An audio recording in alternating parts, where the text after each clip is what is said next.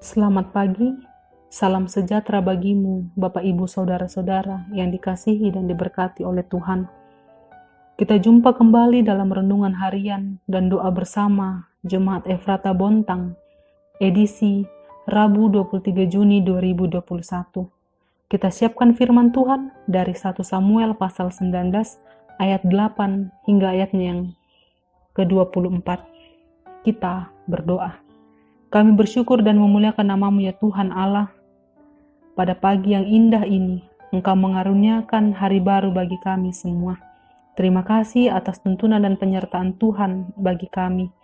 Dan pada pagi ini, kami sujud di hadapan-Mu. Kami rindu firman Allah disampaikan kepada kami. Kami membuka telinga kami membuka hati kami untuk menerima firman-Mu. Kiranya Roh Kudus menolong kami, sehingga firman Allah ini dapat kami pahami, dapat kami mengerti, dan dapat kami lakukan di tengah-tengah hidup ini. Bersabdalah ya Tuhan, kami siap mendengar. Ampuni dosa kami. Dalam nama Tuhan Yesus, kami berdoa. Amin. 1 Samuel pasal 19 ayat 8 hingga ayatnya yang ke-24. Firman Tuhan demikian. Ketika perang pecah pula, maka majulah Daud dan berperang melawan orang Filistin. Ia menimbulkan kekalahan besar di antara mereka, sehingga mereka melarikan diri dari depannya. Tetapi roh jahat yang daripada Tuhan hingga pada Saul, ketika ia duduk di rumahnya dengan tombaknya di tangannya, dan Daud sedang main kecapi. Lalu Saul berikhtiar menancapkan Daud ke dinding dengan tombaknya, tetapi Daud mengelakkan tikaman Saul, sehingga Saul mengenai dinding dengan tombak itu. Sesudah itu, Daud melarikan diri dan luputlah ia pada malam itu. Kemudian Saul mengirim orang-orang suruhan ke rumah Daud untuk mengamat-amatinya dan untuk membunuh dia pada waktu pagi.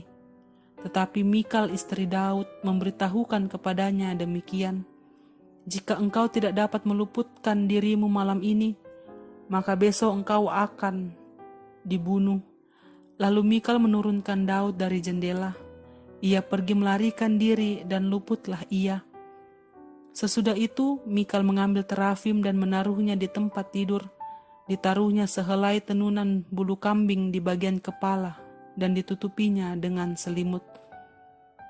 Lalu Saul mengirim orang-orang suruhan untuk mengambil Daud, tetapi perempuan itu berkata, "Ia sakit." Sesudah itu Saul mengirim orang-orang suruhan itu untuk melihat Daud, katanya, "Bawalah dia di atas tempat tidur itu kemari, supaya ia dibunuh." Lalu masuklah para suruhan itu ke dalam, dan tampaklah ada terafim di tempat tidur dengan sehelai tenunan bulu kambing di bagian kepala. Berkatalah Saul kepada Mikal, "Mengapakah engkau menipu aku demikian itu, dan melepaskan musuhku pergi sehingga ia luput?" Tetapi jawab Mikal kepada Saul, "Ia berkata kepadaku, 'Biarkanlah aku pergi, apa perlunya aku membunuh engkau?'" Setelah Daud melarikan diri dan luput, sampailah ia kepada Samuel di Ramah dan memberitahukan kepadanya segala yang dilakukan Saul kepadanya. Kemudian pergilah ia bersama-sama dengan Samuel dan tinggallah mereka di Nayot. Ketika diberitahukan kepada Saul demikian, ketahuilah Daud ada di Nayot dekat Ramah. Maka Saul mengirim orang-orang suruhan untuk mengambil Daud, tetapi orang-orang ini melihat sekumpulan nabi kepenuhan dengan dikepalai oleh Samuel, dan roh Allah hingga pada orang-orang suruhan Saul, sehingga mereka pun kepenuhan seperti nabi. Lalu hal itu diberitahukan kepada Saul. Ia mengirim orang-orang suruhan yang lain, tetapi orang-orang itu pun juga kepenuhan seperti nabi. Saul mengirim sekali lagi orang-orang suruhan, rombongan yang ketiga, dan orang-orang ini pun juga kepenuhan. Lalu ia sendiri pergi ke Ramah. Sesampainya ke dekat perigi besar yang di Seku, bertanyalah ia, katanya, Di mana Samuel dan Daud? Jawab orang, ada di Nayot dekat Rama. Lalu pergilah ia ke sana, ke Nayot dekat Rama, dan pada dia pun hinggaplah roh Allah. Dan selama ia melanjutkan perjalanannya, ia kepenuhan seperti nabi, hingga ia sampai ke Nayot dekat Rama. Ia pun menanggalkan pakaiannya, dan ia pun juga kepenuhan di depan Samuel. Ia rebah terhantar dengan telanjang, sehari-harian dan semalam-malaman itu. Itulah sebabnya orang berkata, apakah juga Saul termasuk golongan nabi? Amin. Menikmati proses Tuhan.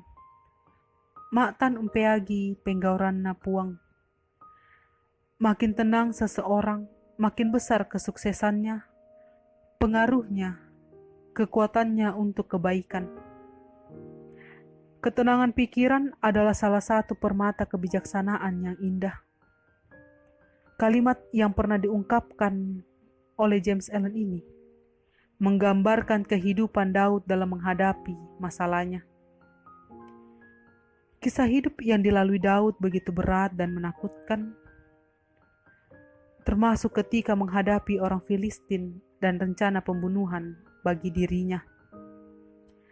Dengan kedekatannya kepada Tuhan, tentu saja Daud bisa mengeluh dan protes terhadap hal buruk yang menimpanya. Kendati demikian, Daud tetap memilih tenang dan berusaha menghindar dari bahaya tersebut. Tuhan memakai Mikal dan Samuel untuk melindunginya. Bahkan orang-orang suruhan Saul dipenuhi roh, sehingga rencana pembunuhan digagalkan Tuhan. Bapak, Ibu, saudara-saudara yang dikasihi dan diberkati oleh Tuhan, sikap tenang Daud dalam menghadapi setiap masalah hendaknya menjadi pelajaran bagi kita menghadapi kehidupan ini. Sikap tenang akan membawa kita kepada suasana hati yang tepat untuk mengambil keputusan. Sedangkan sikap mengeluh bisa saja membuat kita mengambil keputusan yang gegabah. Setiap hal yang kita alami dalam hidup ini mengantar kita untuk memahami keseluruhan proses yang kita lalui untuk menjadi lebih baik dari diri kita sebelumnya. Kadangkala kita meminta kepada Tuhan untuk memudahkan jalan hidup kita.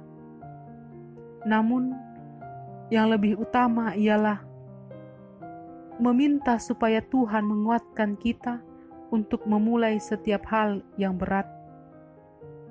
Hidup memang berat karena ujiannya hampir setiap saat. Tenanglah, nikmatilah prosesnya tanpa perlu protes. Hiduplah dalam proses Tuhan. Amin. Kita berdoa. Terima kasih ya Tuhan atas persekutuan yang boleh kami lakukan pada pagi hari ini.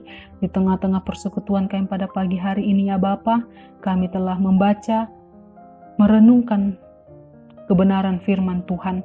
Biarlah firman Tuhan dapat kami lakukan di tengah-tengah kehidupan yang Tuhan masih berikan kepada kami ya Bapa.